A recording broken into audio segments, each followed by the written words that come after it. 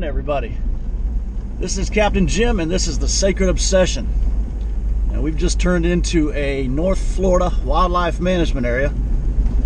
And what we're going to do this morning is we're going to look around and check out the different variations of planted pines. Most private property and most public property, with the exception of maybe South Florida, is loaded up with planted pines. Most of this property is all owned by timber companies, so they're constantly cutting and thinning and planting. And one of the best resources you have on a management area is planted pines. Now, what I like to do is I like to cruise the roads, just kind of look around, check the tracks. And these on both sides are very difficult to hunt for the simple reason they're brand new.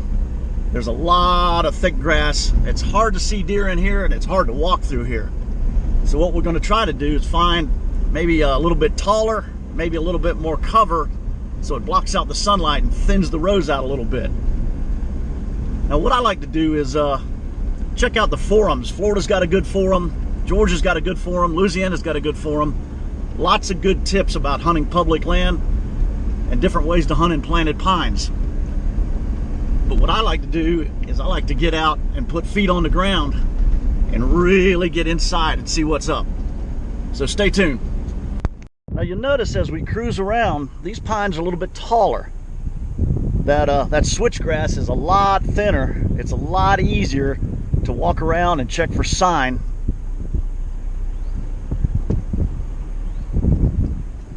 And like I said, as we cruise, now there's an oak tree right there. That can be a good thing, especially in these planted pines. As we cruise around, before we get to the spot I want to go scout, I'll give you my disclaimer. I am not an expert by any stretch of the imagination, but I do love to deer hunt, and I think the only thing I'd rather do other than deer hunting is duck hunting.